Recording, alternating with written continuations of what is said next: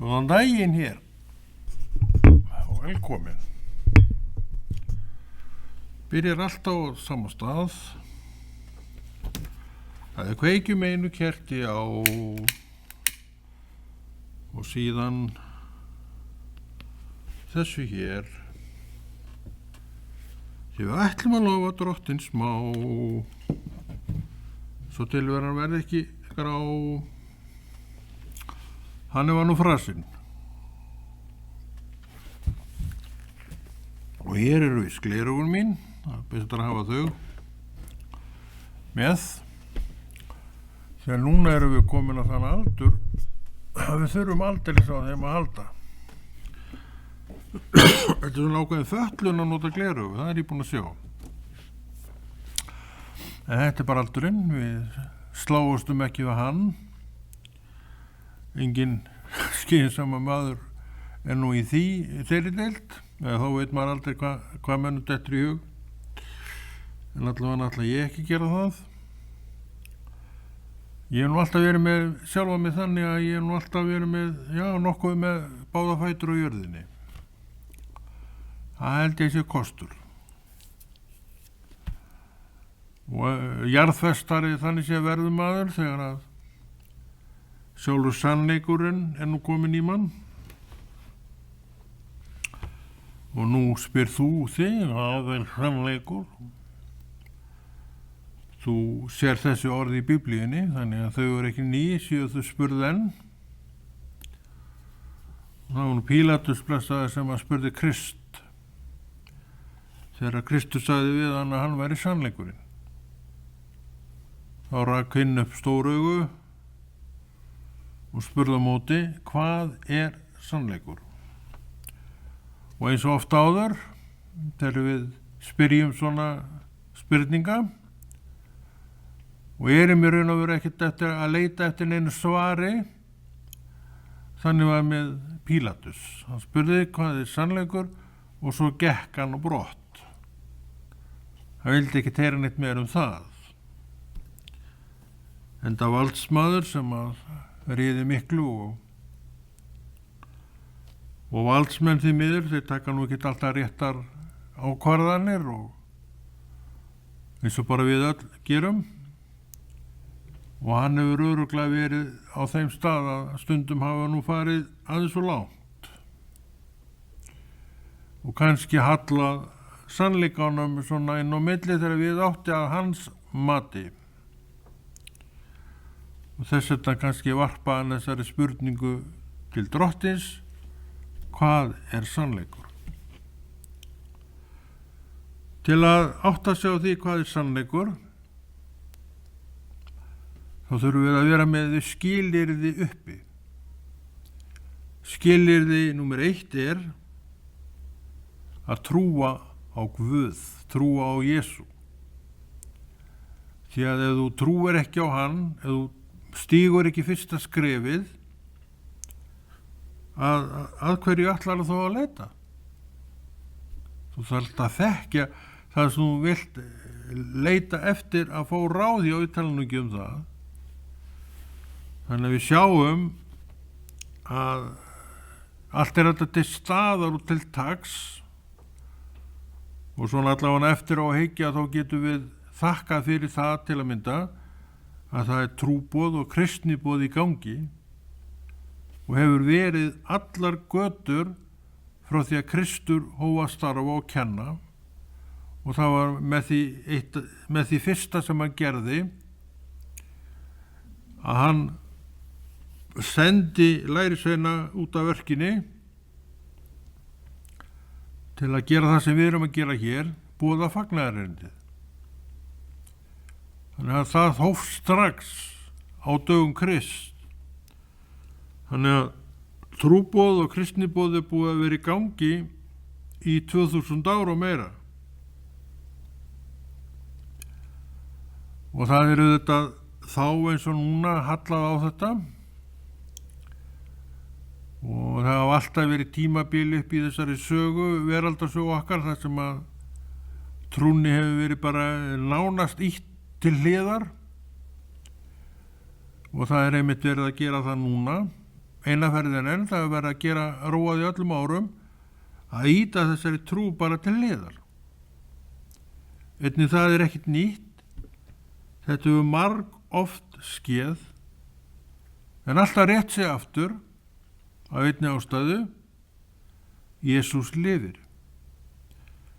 Að Jesús lifir í dag er svarið inn í spurninguna hvers vegna kirkja og allt þetta er í gangi kringum kirkju og orðið enn í dag.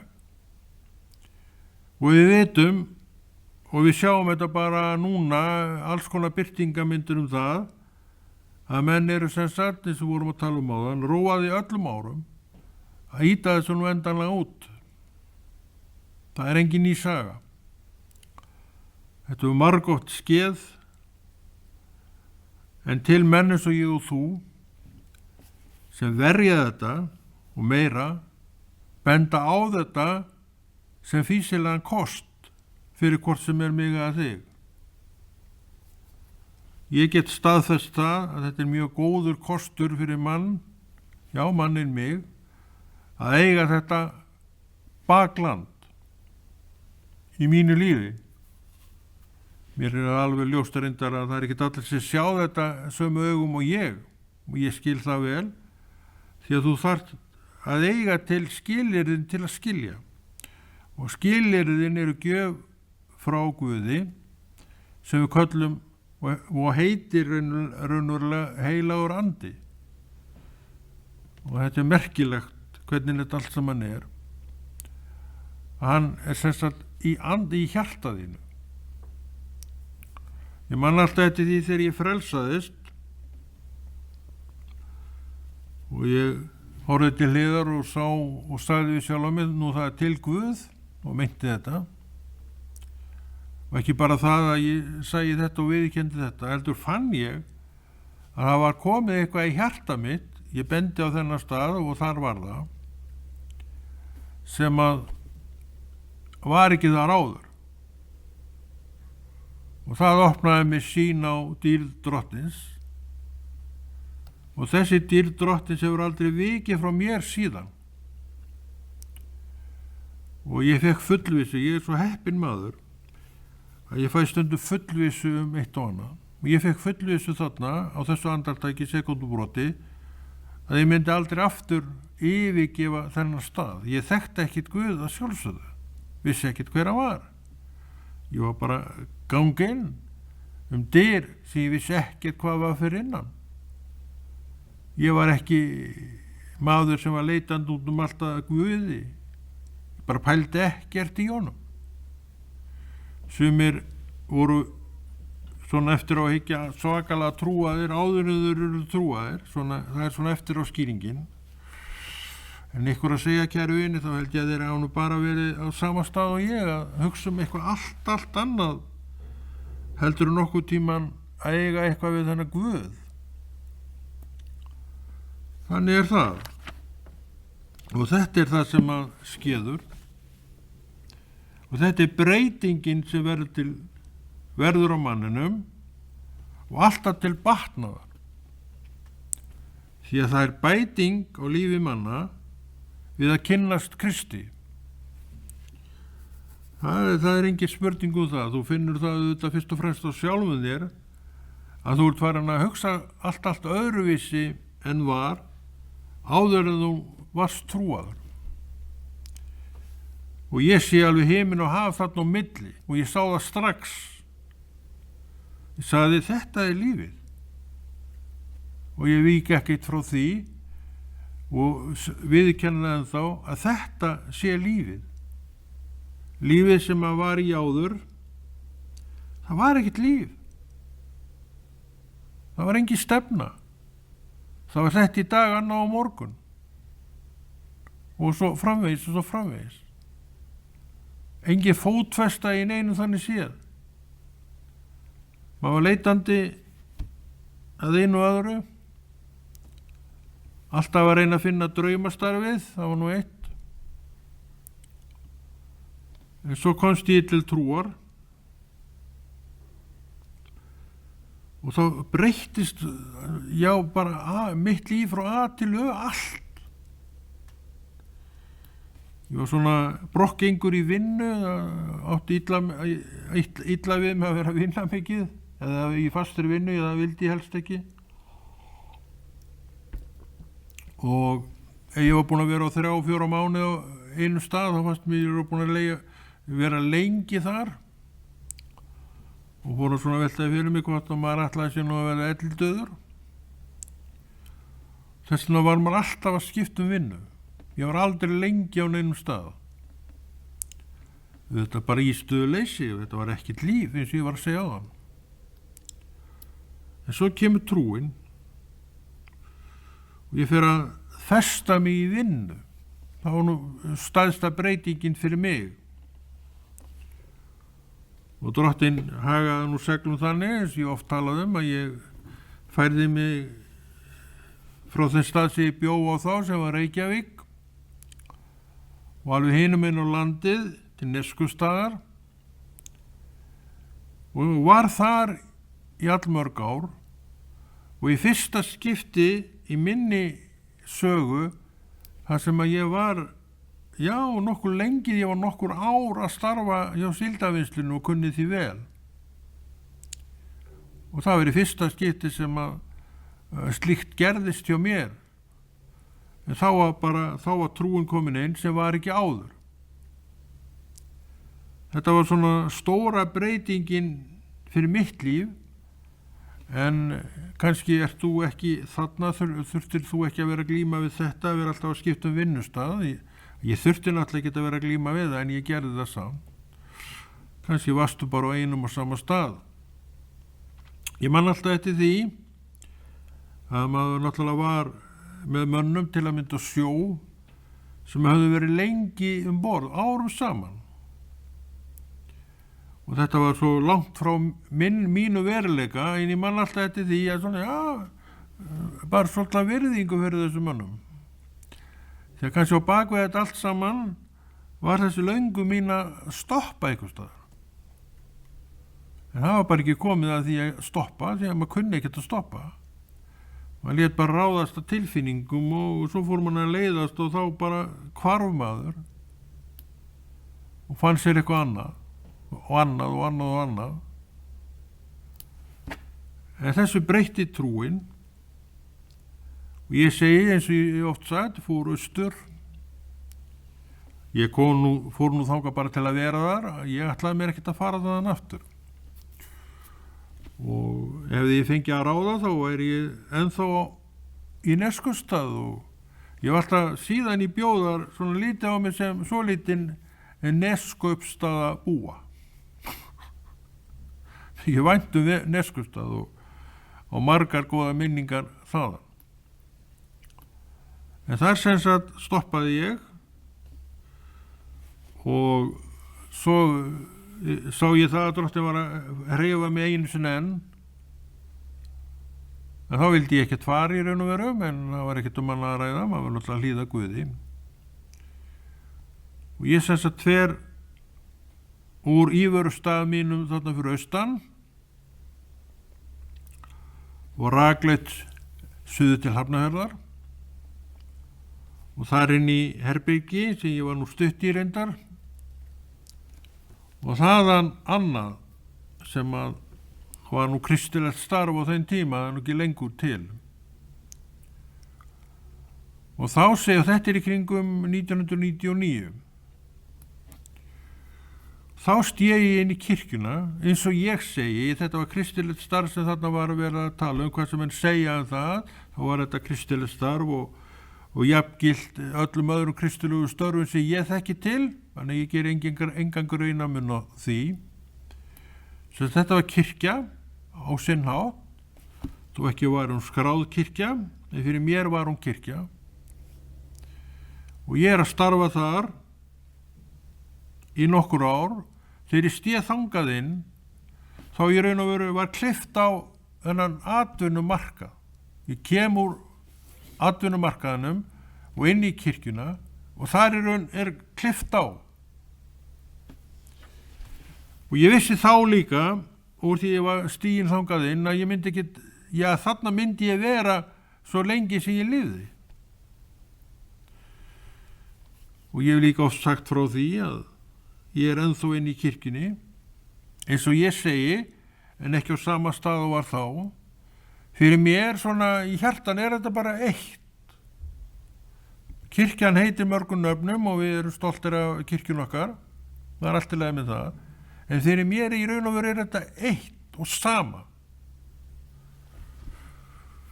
Og maður hefur svo sem oft orðið vitni að því að þegar maður kemur inn í kirkju eða svona kristilegan hóp, þá er maður bara innan sína fjölskyldu. Ég hef oft upplifað þetta og við erum eitt í Kristi. Þó að við séum eins og við erum, og ég er nú búin að sjá það fyrir margt löngu að fólk er bara fólk og það heldur áfram að vera fólk. Ég er bara manneskja og ég er svona í dag kannski alltaf verið svo morgun og þannig er með þig sennilega líka.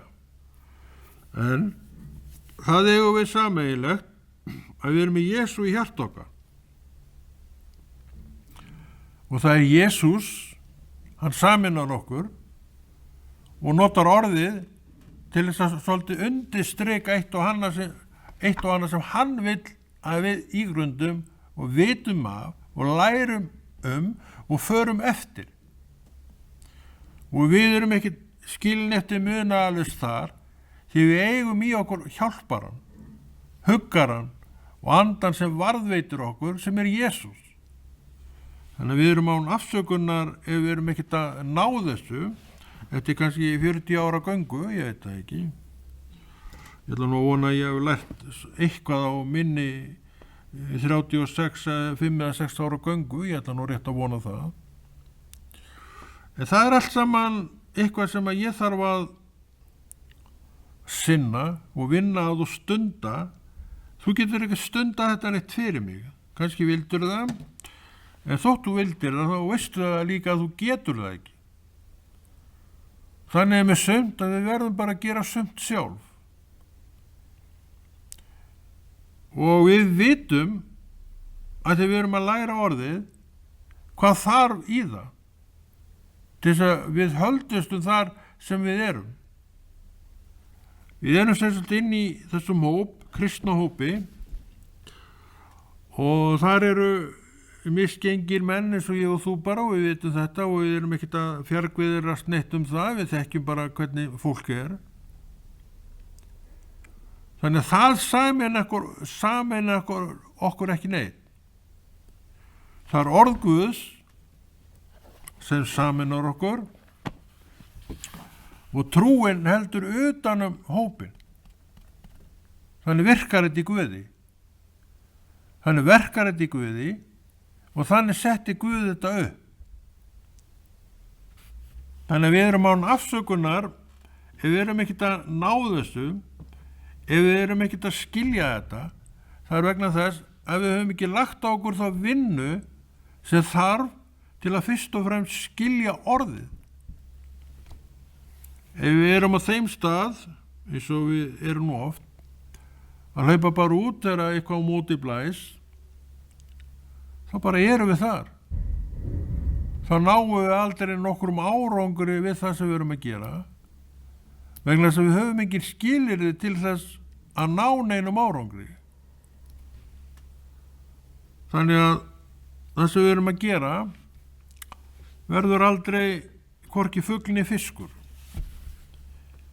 En þetta á annað hvort að vera fugl eða fiskur, og við getum alveg hagað málum þannig að það sé með þeim hætti.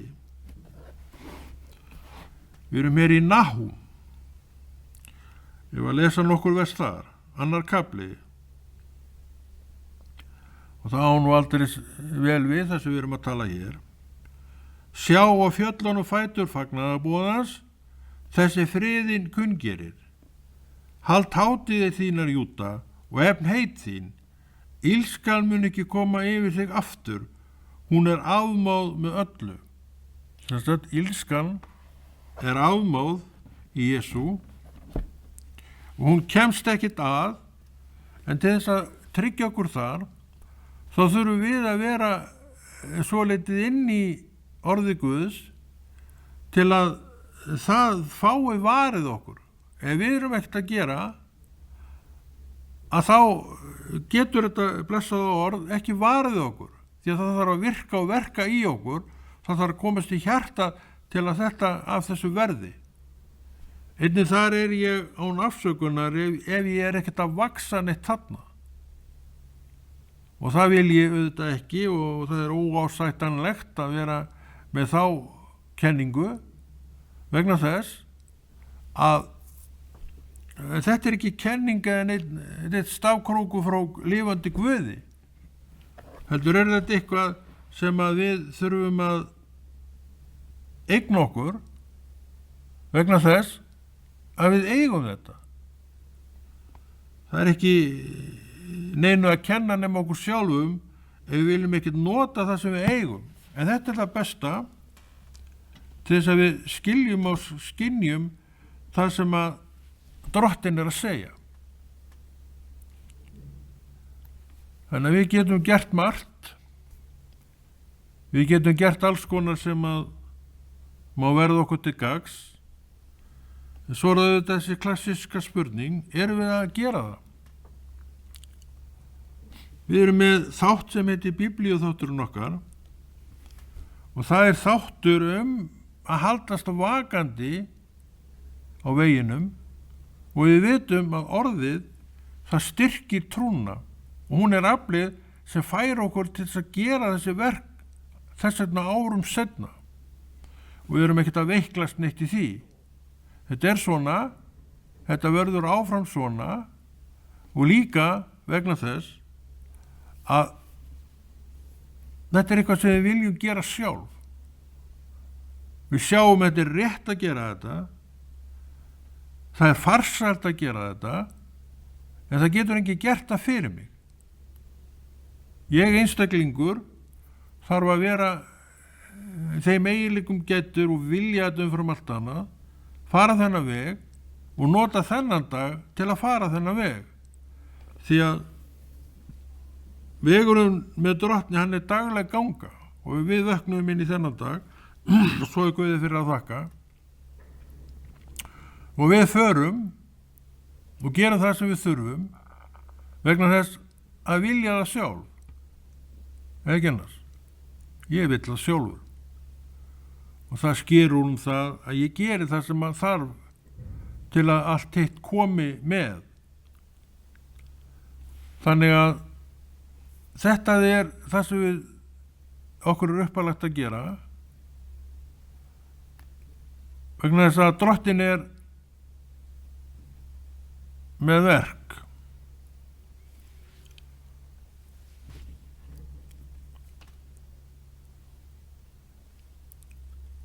Svo lesa aðeins meira mikið. Við erum hérna með biblíulestur.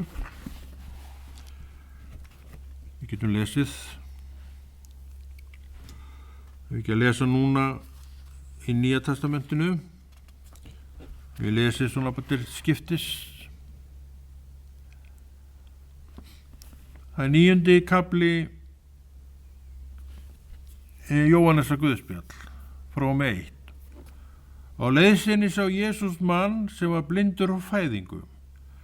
Lærisveinar hans spurðu hann, Rabbi, hvort hefur þessi maður syndgað eða foreldrar hans fyrst hann fæddist blindur? Jesús svaraði, hvorki að því að hann hafi syndgað eða foreldrar hans heldur til þess að verk Guðs verði opinber á honum. Okkur ber að vinna verk þess sendi mig meðan dagur það kemur nótt þegar enginn getur unnið. Meðan ég í heiminum í ljós heimsins. Nákvæmlega. Ljós heimsins. Þannig að við sem trúum, við þurfum ekkert að ganga í myrkri. Og akkur viljum við ganga í myrkri þegar við höfum tök á að ganga í ljósi. Allir sjá hversu miklu auðveldara það Myrkur, svarta myrkur, ég veit ekki hvort að þú þekkir svarta myrkur, en í manninni sem eftir því, þá var ég í sveit og ég var að ganga heim, ég man ekki hvað ég var að koma, nema hvað, að það er svarta myrkur úti, það var kvöld, þetta var að vetrarlagi. Og ég get sagt þér það, myrkri var svo mikið, þetta var bara venjulegt kvöld, við erum svo vön þessum rafljósum alls þar í bænum, en þegar þú ert komin út fyrir bæinn, þá ertu bara í svarta myrkri, minn kæri. Og ég get sagt þér það að ég sá ekki einu sinni á með lappirnar, það var svo mikið myrkur, ég man eftir þessu. Þannig að það var bara ekkert gott að rata, en ég náttúrulega vissi svona nokkurn veginn hvar ég var vegna þess að ég þekkti svæðið og sá ljósin á bænum og vissi hvaða ljós tilheyrði bænum sem ég þurfti að fara til og þannig að ég hélt mér bara þar og svo vegurinn, ég þekkti hann bara svona utan bókar. Þannig að þetta gekk allt saman snurðulaust fyrir sig, en ég man eftir því hvað myrkrið var svakalega svart. Og þetta var ekkit óvenjulega mikið myrkur. Þetta var bara myrkur sem þegar ekkert ljós skín einstað til að lýsa það upp. Þetta er eitthvað sem við í dag þekkjum ekki, vegna þess að við erum, eins og við vorum að tala böðu þessu rafljósi á alla kanta og við þökkum auðvitað fyrir það. En ef þeirra nýti ekki og það sem þau njóta ekki, þar ertu bara í þessu bika myrkri, bara á veturnar eða þegar dimmt orðið. Þannig það hefur ekkert breyst. Ljós og myrkur tölum við trúin ljósið, lampi fóta minna og trúin leiðir þig rétta veg sannleikans og ef þú þarft að rækta þessa trú til að þessi sannleikur sé örugglega þinn. Það er þetta að glóbra þessu öllu niður ef við viljum það. En sannleikurinn er til þess að þú villist ekki, en þú þarft að tilenga þess sannleikan. Þú þarft að vilja vera undir sannleikunum til að það skeiði ekki sem að gæti alveg skeið, sem eitthvað sem að já, þú vilt auðvitað ekkert að gerist í þínu lífi, en getur alveg gerst vegna þess að þú ert bara sá sem þú ert. En það er orðið, við skulum fara aftur í það. Við getum lesið meira eins mikið orðið við viljum. Og við vorum áðan í Jóhannes, ég veit ekki. Við erum núna í Mattheusar guðspjalli. Og í 7. kafla, 1. versi stendur: varist að iðka réttlæti eða fyrir mönnum, þeim til sýnis, annars eigið þið engin laun hjá föður yðar á himnum. Þegar þú gefur ölmusu skaltu ekki láta þeita lúðu fyrir þér, eins og hræsnar að gera á samkundunum í samkunduhúsunum og strætum til að hljóta lof af mönnum. Sannlega segi yður, þeir hafa tekið út laun sín. En þegar þú gefur ölmusu, viti vinstur hönd þín ekki hvað svo hægri gerir, svo ölmusa þín sé í leinum og faðir þinn sem sér í leinum mun umbyrna þér.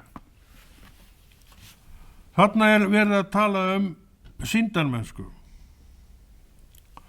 Og það er ekki neins sýndarmennska sem drottni þóknast. Þú gefur, drottin svona hvattiði til að gefa og þú gafst með glöðu geði og svo ekki söguna meir. Þú lést einhvern einstakling hafa ykkur upp eða hvað sem það og svo það bara gleymt mál. Viðkomandi á þetta, þú átt það ekki lengur. Og drottin sér það og hann umbunnar þér fyrir gjöfina. En sumir fara ekki þessa leið. Sumir vilja þakklæti manna, en fá það auðvitað ekki því það er öllum saman þetta. Og svo framvegis, þetta fólk, það getur ekki verið hreint í sínu hjarta. Það er útilokað. Því að drottin er að tala annað þarna. Að hægri höndin viti ekki hvað svo vinstri gerir, segir á einu staði orðið Guðs, það er nákvæmlega sama hugsun þar og í þessu versi sem við lásum áðan, í Mattheus og Guðspjalli. Þannig það er svo margt sem við þurfum að ígrunda og hugsa og pæli í til að vera bara rétt andspænis lifandi Guði, og það er það sem við viljum. Ég er alveg viss um það að við erum öll sammála af því sem annar borð þekkjum lifandi Guð. En það er þessi hégumagirni í okkur að fá allavega eitthvað smávegis heiður af því sem við erum að vinna. Þetta einhvern veginn er bara býr með manninum. Nema trúin bara hreinlega komist yfir þetta, og þá ferðu að lofa Guð fyrir það að þú fékkst að gera þetta. Það breytist, snúningurinn er á þennan veg að þú hreinlega ferðu að þakka Guði fyrir það að þú ert það sem þú ert í Guði. Og það er náttúrulega alveg nóg að vita það. Það er heilmikið að vita það reyndar. Þannig að allt er þetta nú svona á sömu bókina lært, má segja. Og þetta er eitthvað sem við þurfum að standa með og rekta í okkur sjálfum, því við verðum að vita hvað snýr fram og aftur á trúnni okkar. Þannig að þetta er svona heilmikill skóli og lærdómur að stunda trú. Og við erum fyllt heilugum anda sem við verðum að tala um hér. Við höfum orðið, en á okkar könnu og ábyrgð að nota það sem við eigum. Að læra það sem við getum lært. Því að þú getur vita allt sem þú þarft að vita um trú bara með því að stunda orðið. Það stendur allt þar hvernig þú átt að ekta og hegða þér, bæði þegar þú deyr inn í söfnuðinu þínum og svo framvegis, til þess að allt sé í friði. Við höfum að stuðla friði. Og þegar við ræðum málin sem trúa fólk, þá látum við nú ekki hjá líða svona í flestum tilvikum að allavega beina samtalenu inn á lendur orðsins. Það hef ég margoft séð, þó að það kannski hafi ekki verið meiningin þegar eitthvað samtal fór á stað, en það leiðir sig yfirleitt sjálft bara inn á þessa lendur trúarinnar, vegna þess að við sem trúum, trúin er svo nálægt okkur. Hún er svo stór partur af okkur að hún er eiginlega bara við sjálf trúin. Þannig að það er ekkert skrítið við það, þó að hún svona opinberist í samræðu manna og kvenna. Það er eðlilegt. Ef við erum ekkert þar, þá er það vegna þess að við erum ekkert að pæla í trú. Og það getur alveg gerst hjá trúaðri manneskju að hún fari með sjálfa sig þangað að þetta verður fyrir henni ekkert atriði. En ef þú ert heill í þinni trú, sem ég veit að þú ert, þá verður trúin þitt aðal atriði og ekkert minna heldur en það. Og það er það sem við eigum að gera, við eigum að hafa trúna aðal atriði. Og við erum hér með 2 biblíur á sittgóra hönd, þetta er reyndar sittgór þýðingin, sama orð. Og þetta eru við að hvetja menn og sjálf okkur leið til þess að vera vel að okkur í. Og ég segi, ég hef nú sjálfur gert það, að lesa daglega í orði Guðs, þó ekki sena með 1 kafli á dag eða bara minna en það, eða hvernig sem það er. Þannig að við erum að gefa orði Guðs kannski 10 mínútur á dag í lestri. Ég reyndar hef aldrei tekið tíman á því hvað ég er lengi að lesa kaflan, en það er kannski 10-20 mínútur, það er ekki meira. Og þegar þær eru að baki, þá get ég vill fara að sinna ykkur eða hverju sem er. En þetta er svona regla sem ég hef sett mér og nánast alveg staðið við, alveg síðan ég fór út í trúna og ger ennþá dag í dag. Ég man eftir því þegar ég var fyrir austan, þetta í Norðfirði, og þá man eftir ég átti svona lítið hver með svona reikningavessum og einhverju útleggingu, svona bara pink hver, fyrir hvern dag minnum ég man rétt. Og þetta las ég alltaf áður en ég fór í vinnuna, man ég. Ég reyndar, var ekki með Biblíuna þá, en ég var með þetta svona litla hvera á eldhúsborðinu hjá mér og með ég var að drekka kaffi þá las ég þetta og svo fór ég bara í vinnuna. Og mér fannst þetta gott. Þetta var svona ákveðið startinn í daginn og líka svona hvatning til mín að vera þá þessi trúaða manneskja. Kannski tókst mér það nú ekki alltaf að vera þessi trúaða manneskja þar sem ég var, en ég vona að hafa nú oftar verið með þeim hætti.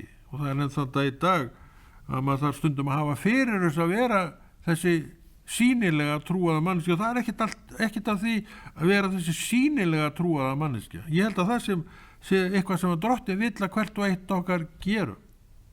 Og það er svo hæg heimatökin þar því við erum með þetta allt í hjartan okkar. Kristur er það sem ég er.